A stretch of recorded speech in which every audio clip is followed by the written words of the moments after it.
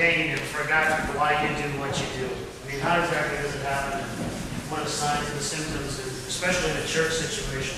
I thought a little bit about this in between sniffles and tissues during the week. And one of the things that I definitely do that you can gauge is an indicator that maybe things have slid from the original purpose that you started. Is that sense of excitement. You remember that? You remember that feeling of, wow, I can't wait to do what I'm doing, or I can't wait to endeavor on this task that's before me. Now, there's some things that you do because it's the right thing to do, and you don't necessarily get excited about it. I was thinking about brushing your teeth. Okay? It's not like every morning I get up and go, Sonicare! Right? I don't like just kind of stand and get really excited about brushing my teeth. It's a daily routine. Sorry. I'm sorry, Rod. I know it's a mess. I know you were offended, and I may never see you again. I don't get it. You know, actually, you should be happy if I don't get excited about my Sonicare. To tell you the truth, as a dentist. You know, you do it. You go through the routine. Every day you brush your teeth, and you keep brushing your teeth. And sometimes it ain't the most exciting thing in the world, but you do it because you realize there's a purpose behind that. But then there's other things that really you do. You need the fervor. You know, you need that feeling of, wow, this is the reason I do this, or this is why I'm pursuing this. I kind of think of it like a relationship that you're in, whether it's a marriage or it's a family member or something else. Sometimes those things slip. They slip. And suddenly it kind of gets to that point where you've lost the feeling, and you have to work at trying to get that back. And sometimes it's tough. But in this situation particularly, it's a church. What happens when you kind of lose that? What's the indicators then? How do you prevent that from happening? It's that sense of excitement. You can tell a lot about a person by what they get excited about. Okay? You show me anybody and give me a day with them, and I'll take a good look at the things that really excite them, and I'll tell you all about them. I'll tell you all about what their life is doing and where they put their energy and really what's going on with them. I've had a couple of really moving experiences. One that happened this week that I will share with you at a later time, because I want to tell this story because it encapsulates everything. This was one of those times where I saw a bunch of people get excited, and it was just one of the most moving things that ever happened. In fact, if they had read about it, I submitted the story to the Adventist Review, and they published it. And after they had published it, I got emails from all over the world of people telling me how moved they were by this. Because I remember, I was kind of shocked by it all. I used to work as a waiter at a Sheraton Hotel. I told you guys that time that I really messed up over there at the hotel.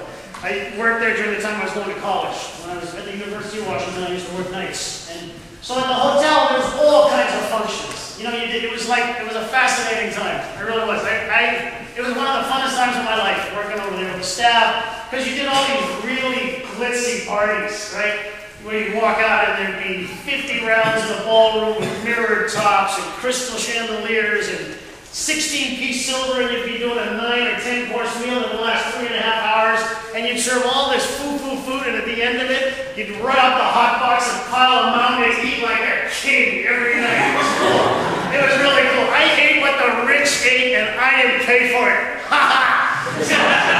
So, you know, you do all these big dinners, and then you had all these functions and conventions that used to come to Seattle, and you get a chance to be able to see these people that were interacting, and you do these things. And one of the ones that I remember most was Alcoholics Anonymous. I don't know if you remember back in the early 90s, they all descended on Seattle. There must have been 50,000 people from around the country that came to Seattle, and it was in 6 different hotels. They had AA functions. It was a huge convention with meetings in all these different places. One of those was the opening night, and it was at the hotel. And you got to know the hotel, the ballroom. I don't even know how to describe it to you. Imagine a Costco, okay? Take everything out of the Costco and add 1/2 of another Costco to it. That's the ballroom in the Sheraton Hotel. It's massive, and it's carpeted with beautiful lights. It's just this massive room. And you can seat at least 1,400 or 1,500 in this thing. And so they had the opening night, we had no tables, just chairs. It's just like this. It's all chairs in this huge space. And they do water and some juice and some things, and then they'd have these little side tables. So I was clearing the side tables in the opening night of AA. And this lady comes up to the podium, and she stands up there, and she's really well dressed, beautifully manicured, and she says, "Hi, my name is Barry, and I used to be an alcoholic. It's been 15 years since my last drink." She said, "I used to be on the verge of homelessness. I was a wreck. My family disowned me. And now, look at me. I thank God for everything." She acknowledged God and said, "The higher power," she said, "I thank God for everything that's happened that are taught. So all these people applaud, you know, it's just this huge place and everyone's applauding, and she says, I want to take a gauge of where some of us are at. And she says, if you've been 40 years sober, I'd like you to stand. And one or two couples stand up and everybody claps. And she says, if you've been 30 years sober, stand. And then a couple other people stand. And she starts counting down.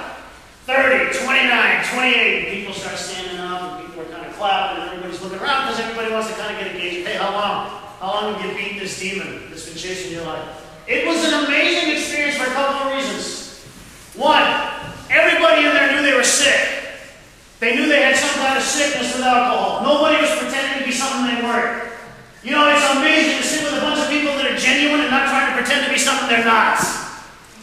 That was the first thing that struck me. You know, everybody's looking at each other and nobody's trying to be different. They all know they're sick and they're there for a reason. Oh man, tell me that we can create a church like that. Where people can realize, you know, I'm here for a reason. And I'm not all together. And some days I really fall apart, and I'm not interested in trying to look like I got it all together. I need God and I need you. At least your leader expresses that. And it's kind of a cool feeling to be around people that are that way. So she starts counting down, 29, 28, 27. The years kind of slowly start descending and people start standing, clapping. She gets down to a year. She's been a year, sober, stand, people stand. She starts counting down the months. 11, 10, 9, 8.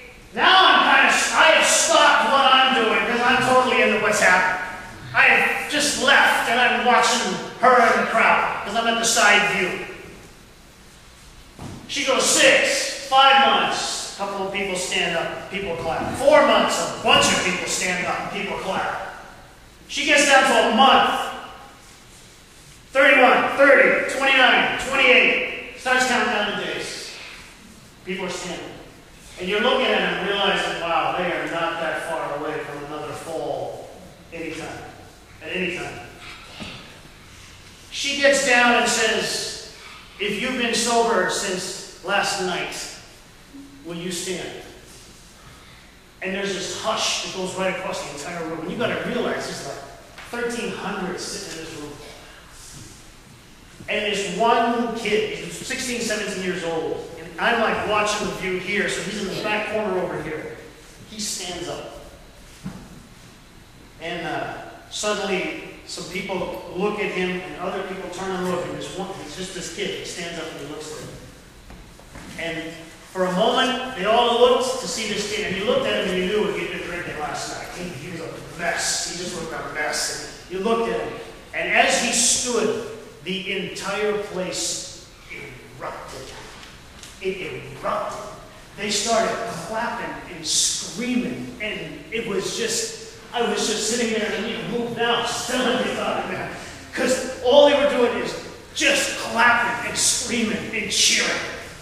And the lady stands up and says, somebody go tell that kid he's going to make it. And the next thing I see is 6, 7 people surround him, and they put their arms around him, and they're patting him on the back, and he's starting to weep, and I'm starting to weep, and I'm looking at everybody clapping, and I'm thinking, this is what the church was supposed to be. This is what it's supposed to be. You can tell a lot about a person by what they get excited about.